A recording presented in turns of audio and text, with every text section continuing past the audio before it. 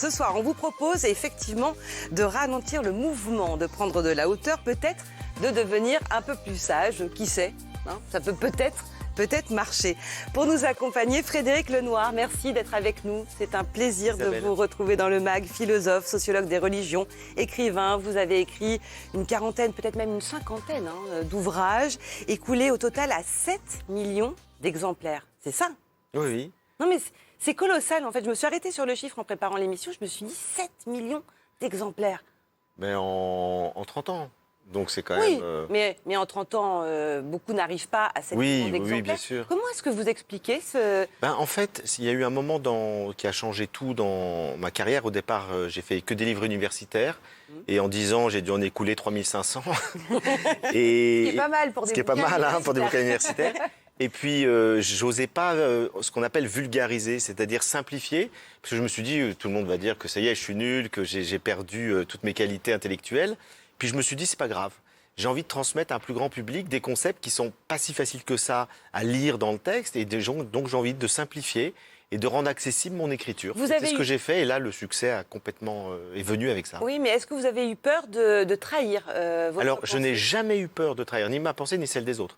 Par exemple, un de mes plus gros succès, c'est un livre sur Spinoza, qui est un des votre philosophes... référent. Ça l'est devenu, mais ça l'était pas au départ. Mais quand je l'ai découvert, j'ai eu un tel coup de cœur pour lui, bien qu'il soit extrêmement difficile à lire, je me suis dit que je veux que tout le monde puisse le lire.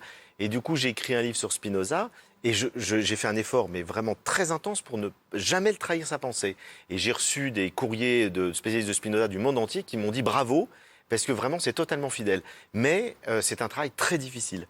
Et c'est beaucoup plus difficile d'écrire un livre sur Spinoza que tout le monde peut lire que d'écrire un livre très difficile sur Spinoza que peu de gens peuvent lire. Donc c'est beaucoup de faire simple en fait. C'est beaucoup plus difficile de faire simple que de faire compliqué. Alors vous venez de publier ce nouveau livre juste après la fin du monde aux éditions du Nil. C'est pour ceux qui l'auraient lu la suite de l'âme du monde, mais on précise qu'on peut lire les deux séparément bien sûr.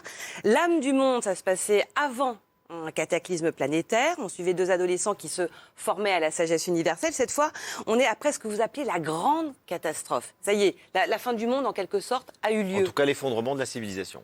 Mais vous la voyez vraiment venir, cette fin de la civilisation? Un peu, toute proportion gardée, bien sûr, mais comme le font les survivalistes, les collapsologues? Alors, je ne suis pas du tout prophète, donc j'en sais rien, mais c'est très possible. Donc, ça fait partie des possibles. Aujourd'hui, on peut raisonnablement envisager un effondrement de la civilisation. Tout peut s'écrouler comme un château de cartes. Et donc, tout ce qu'on connaît comme mode de vie lié sur la technologie peut s'arrêter du jour au lendemain et on peut revenir à l'âge quasi préhistorique. Mais c'est une hypothèse de travail, C'est une hypothèse tout de aussi travail. Intéressante que si elle n'était pas question qu'elle advienne. Tout à fait. Et donc, on peut imaginer que rien de tout cela survienne et que le monde continue dans un progrès technologique infini, qu'on trouve chaque fois des parades et des réponses aux nouveaux défis, notamment le défi écologique. Mais dans ce jeu des possibles... C'est pas forcément ce qu'on ressent en lisant votre livre. On a l'impression qu'elle est quand même imminente, cette catastrophe. Disons que... De votre point de vue, en tout cas. Non, encore une fois, je n'en sais rien et je ne la souhaite pas. Alors que je connais pas mal d'écolos qui la souhaitent, qui se disent qu'il vaut mieux que le système s'effondre et qu'on reparte à zéro, même s'il y a 3 milliards de morts. Donc moi, je ne la souhaite pas, mais je la sais possible. Alors après, évidemment, c'est un roman d'anticipation. Donc j'essaye d'imaginer ce que pourrait être un monde qui redémarre sur d'autres bases. Vous avez imaginé un monde sans écolo, qui serait une véritable utopie? On serait libéré, quoi. Il n'y a plus besoin d'écolo dans un monde qui ne fonctionne plus avec la technologie, puisque l'écologie est là pour répondre aux défis que pose la technologie. Mais la technologie répond à ce que demande le capitalisme. Donc pour vous, c'est ça le problème? Les deux sont liés. Disons que les deux sont liés, mais elles pourraient en soi exister indépendamment. C'est-à-dire qu'on pourrait utiliser un certain nombre d'objets sans être dans un consumérisme permanent. Ouais. Ça, on n'est pas obligé d'être consumériste et on peut avoir quelques objets de très haute technologie, mais qu'on ne va pas renouveler et réacheter tous les 6 mois, comme on le fait aujourd'hui. Racontez-nous à quoi ressemble cette grande catastrophe. Dans le livre, vous dites un jour, plus d'Internet, plus d'électricité. Voilà, et on ne sait pas ce qui arrive. C'est-à-dire que le ciel, il y a un nuage dans tout le ciel, dans le monde entier, et plus de réseau, donc on n'entend absolument, on ne peut plus communiquer. Donc il n'y a plus de télé, plus rien, plus d'électricité, plus d'Internet. Du coup, les gens paniquent. Les autorités ne peuvent plus communiquer avec les habitants et au bout de quelques jours, c'est des pillages. Le fond violent et anxieux de l'être humain ressort. Donc les gens s'entre-déchirent. Après, il y a des épidémies qui arrivent par-dessus tout ça. Là, on en a déjà. Et donc, le bilan de tout ça, c'est qu'effectivement, une grande partie de l'humanité disparaît. Et donc, vous avez des petites communautés de survivants qui vont chercher à créer des petits lieux de vie, mais ils sont forcément liés à la nature, puisque vous n'avez plus de magasins, de commerce, de rien du tout. Et donc, c'est repartir à zéro. Et c'est l'idée, si on repartait à zéro, qu'est-ce qu'il ne faudrait pas faire comme erreur pour reproduire les erreurs du passé? Et au contraire, qu'est-ce qu'on pourrait développer qu'on n'avait peut-être pas assez développé dans notre civilisation? Et c'est là qu'on retrouve Natina, qu'on avait trouvé dans L'âme du monde et qui revient. C'est intéressant, d'habitude, dans les contes philosophiques, c'est souvent un pèlerin qui va prêcher la bonne parole. Là, c'est une femme. Mais oui, parce que un des thèmes majeurs de ce livre, c'est que ce qui a contribué à la destruction de l'ancien monde, c'est la prédominance du masculin sur le féminin. Et quand je dis prédominance, c'est pas que l'homme sur la femme. Oui, l'homme, depuis les sociétés patriarcales, ça fait quand même 4000 ans, l'homme domine la femme. Mais c'est aussi les valeurs masculines, chez les hommes et chez les femmes, qui l'ont emporté dans notre civilisation. C'est-à-dire, on va dire, pour être simpliste, l'esprit de compétition, Oui. la prédation, La force. la domination, la force, le paraître, etc. Et c'est ça qui, globalement, peut amener une catastrophe écologique. Alors qu'il y a un autre modèle, qui aurait pu être un modèle de civilisation, plutôt fondé sur la préservation de la vie, sur la collaboration, sur la circulation. Il y a plein d'autres modes de vie. Et pour prendre un seul exemple d'un film que tout le monde a vu, Avatar. Mais regardez dans Sublime. Avatar, c'est quoi qui nous touche dans Avatar? C'est qu'il y a une planète qui s'appelle Pandora, qui est gérée selon des principes typiquement féminins, entre guillemets, c'est des archétypes. Et on a plus envie de vivre sur Avatar dans cette harmonie entre les êtres humains, entre eux et avec la nature, que sur la planète Terre où Mais on est là toujours avec les en bases même légales. temps, David. en même temps, on peut faire évidemment des procès à n'en plus finir du capitalisme, mais tiens, en ce moment, on attend les vaccins, les valeurs qui ont présupposé à l'apparition du vaccin, à cette science qui guérit, sont des valeurs d'ingéniosité, de curiosité, d'empirisme, d'expérimentation. Mais- Ça a été d'ailleurs mené souvent par des hommes, parce que les femmes étaient reléguées au foyer, malheureusement, mais les hommes se sont aussi distingués par cette curiosité qui fait avancer et qu'on Bien sûr. n'arrête jamais. Mais je d'ailleurs. fais aucun procès, ni à la science, ni à la technologie, ni au capitalisme. Moi, je défends les hommes sur le plateau. Je suis là pour Mais vous J'ai un êtes syndicat bien, masculin. Je fais bon. plutôt un procès à l'ultralibéralisme, qui n'est pas le capitalisme, c'est-à-dire le toujours plus. Je fais plutôt un procès à, non pas la technologie, mais au fait qu'on devient esclave de la technologie et qu'on ne sait plus vivre avec une liberté en dehors de la technologie. Et je dis simplement qu'il y a des hommes et des femmes qui sont dans des logiques de prédation et de compétition qui détruisent la planète. Comment vous expliquez qu'aujourd'hui, ce libéralisme et cette surproduction avec les désastres écologiques qui vont avec soit emmené par une locomotive qui est la Chine et qui était à l'origine porteuse de l'idéologie et l'utopie la plus puissante que n'a jamais prétendu être le capitalisme ni l'ultralibéralisme? Parce que la Chine est un pays totalement matérialiste et que le matérialisme philosophique, ça lie très très bien avec le capitalisme. Ça, c'est une réponse courte, Au c'est moins, très très une bien. réponse, C'est très très claire, bien. Et au moins, on a bien compris. J'en reviens à votre héroïne. Elle est appelée la vivante. Est-ce que nous sommes... Alors, donc c'est la vivante, empreinte de sagesse, qui évite de répéter les erreurs du passé. Est-ce que nous, on est quelque part des survivants dans notre façon de vivre au quotidien? Est-ce qu'on est dans une dynamique de survie plus que de vie? Alors c'est vrai que les gens l'appellent la vivante parce qu'elle est tout le temps dans la joie et que donc elle est pleinement vivante. On revient à Spinoza, là. Voilà, tout à fait. Alors que nous, c'est vrai, nous, d'autres survivants, parce que les autres s'appellent les survivants, parce qu'ils sont plutôt le nez dans la peur, dans les difficultés, dans l'insécurité. Et donc, elle va essayer de les faire passer de l'insécurité à la confiance et de la peur à l'amour. Voilà, bon, grosso modo, c'est un peu le thème du livre. Et donc, c'est pour ça qu'elle est vivante. Mais on est pareil. C'est-à-dire, regarder des gens qui sont dans une sécurité intérieure et dans une joie profonde, ils sont pleinement vivants. Mais comment et ils les gens font qui vivent dans la peur, l'anxiété, tout, on survit. On le voit très bien et ça nous est tous arrivé. Et moi, ça m'arrive. Oui. Je ne suis pas toujours... Rassurez-nous quand oui, même. oui, tout à fait. Je ne suis pas un surhumain. Comment fait-on pour être dans la joie? Et on distingue la joie active et la joie passive. Oui, oh là là. J'ai bossé Bonne pour disciple de Spinoza. Spinoza. En fait, la joie passive pour Spinoza, c'est une joie qui est liée à une idée inadéquate. C'est-à-dire, il nous montre que toutes nos émotions sont liées à des idées. Toute idée accompagne, toute émotion est liée à une pensée. Et donc, ce qui nous rend triste, c'est la pensée de quelque chose. Et donc, cette pensée peut y avoir des joies qui sont des joies liées à des pensées inadéquates. Par exemple, je rencontre quelqu'un dans la rue, je ne la connais pas, coup de foudre absolu, j'imagine que c'est la femme de ma vie. Mais je ne la connais absolument pas. C'est une pensée inadéquate et il nous dit cette joie passive, c'est une passion, on subit cette émotion et on n'est pas actif par rapport à elle, c'est-à-dire que notre pensée ne peut pas élaborer une vérité, on ne la connaît pas, c'est notre imaginaire qui imagine que c'est la femme de notre vie. Et il nous dit les joies passives se transforment tôt ou tard en tristesse. C'est des joies passives et passagères, Voilà. finalement. Et donc c'est ce qu'on appelle l'amour dure 3 ans ou 6 mois, c'est-à-dire c'est... C'est-à-dire que dans ce cas-là, dans le cas de la rencontre, quelle est la joie active Alors, dans ce même cas d'espèce? Il y a La drague. Il y a une joie. À la drague. La Parlons-en, drague. il a La réussi à joie, caser c'est le la mot. joie de la séduction, Ah, voilà. c'est la joie de la nouveauté et c'est la joie de toutes les projections qu'on fait sur cette personne. Et cette personne, on va projeter sur elle que c'est une femme extraordinaire, inconsciemment peut-être qu'elle ressemble à notre mère, enfin on ne sait pas. Il se passe plein de choses dans les projections. J'ai un copain psychanalyste qui me dit, quand il y a 2 amoureux qui font l'amour pour la première fois, il y a 8 personnes dans le même lit. C'est-à-dire qu'il y a les amoureux, les parents respectifs et les anciens conjoints. Les ex. Et tout ça se excellent, mêle, ça, comme, oui, comme, et tout ça se mêle dans leur Ils font un inconscient. local. Donc. Ta cluster. Ta cluster, Exactement. Et donc forcément, dans presque toute rencontre, il y a plein de projections. Et donc c'est souvent, pas toujours, mais c'est très souvent des joies passives, c'est-à-dire des joies éphémères, on va dire, parce qu'elles sont liées à des idées inadéquates. Et lorsqu'on connaîtra vraiment la personne, soit on passera dans une joie active, c'est-à-dire la joie liée à la vérité de l'autre, qui nous met dans la joie parce que la personne, on la connaît bien et qu'on sait que cette personne nous correspond pleinement et qu'elle nous fait grandir. Ou alors on va être désillusionné et on va devenir triste.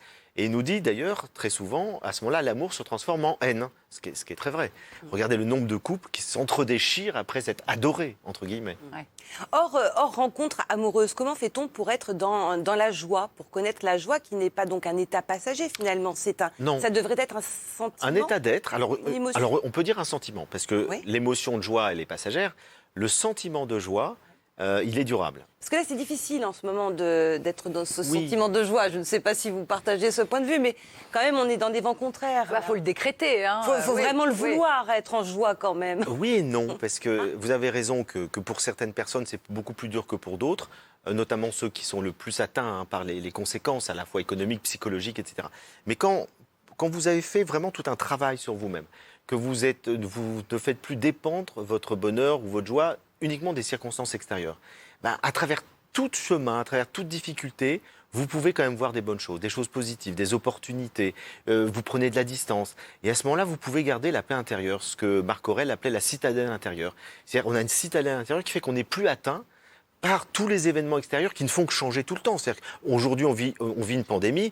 Mes grands-parents, ils ont vécu 2 guerres mondiales. Oui. Donc je préfère vivre la pandémie d'aujourd'hui que les 2 guerres mondiales de mes grands-parents. Et la disette qui allait avec. Et etc. tout ce qui allait avec. Et puis, on ne parle pas de la grippe espagnole qui était bien pire que ce qu'on vit aujourd'hui. Donc, je crois qu'effectivement, il s'agit de développer, comme le dit Spinoza, une joie quasi permanente qui ne dépend plus des événements extérieurs. Ce qui n'empêche pas des tristesses. C'est-à-dire, vous pouvez avoir cette joie parce que vous aimez la vie, parce que vous êtes en paix avec vous-même et réconcilié avec le monde. Et en même temps, il y a un ami qui décède, vous allez être triste.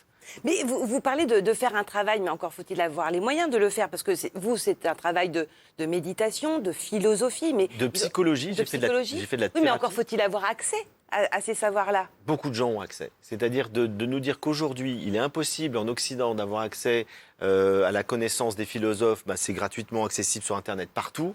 Les psychothérapies, il y en a de plus en plus qui se développent et qui sont accessibles au plus grand nombre.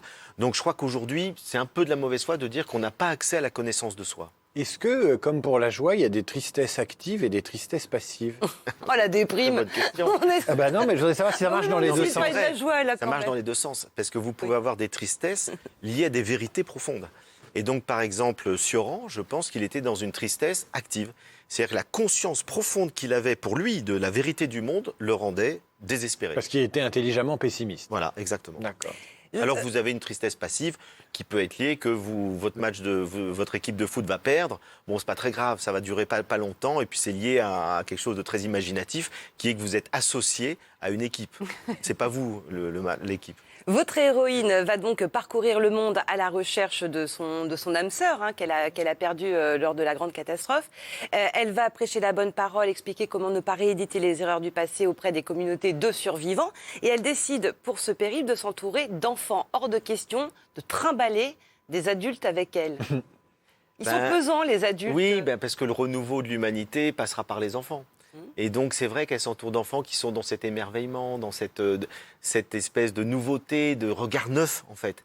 Et puis, je crois qu'elle a envie, ses enfants, ils ont perdu leur famille, donc c'est des orphelins, donc ils la suivent.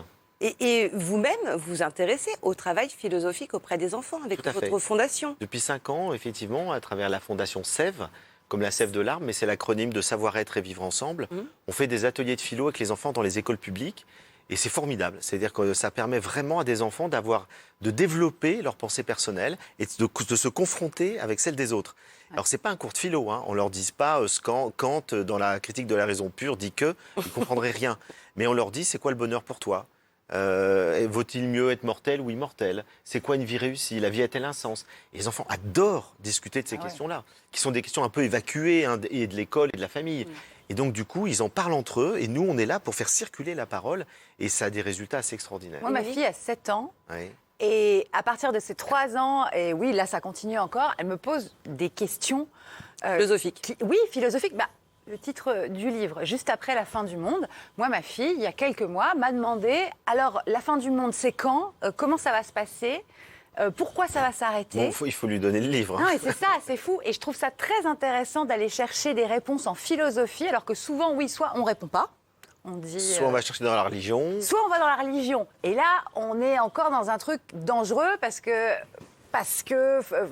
Il y a un prisme politique souvent qui sous-tend... évidemment, et puis que les religions ne sont pas innocentes. Enfin, en plus, moi, j'ai une fille, je suis une femme, et je vois bien la position de toutes les religions par rapport aux femmes et à leur corps. J'aime mieux aller chez les philosophes. Et en même temps, pardon, je complète, mais les enfants, on leur dit, t'inquiète pas, tout ira bien. On les rassure aussi. Alors c'est vrai, j'ai dit C'est ça. une réponse qu'on fait aux enfants, ça surtout marche n'aie pas. pas peur. C'est très Ça marche angoissant. pas. Oui, on les met marche sous pas. une Pourquoi chape. est-ce que Ça marche ne pas pas parce que les enfants ils ont un savent. sixième sens, comme les animaux. Ils perçoivent le non-dit.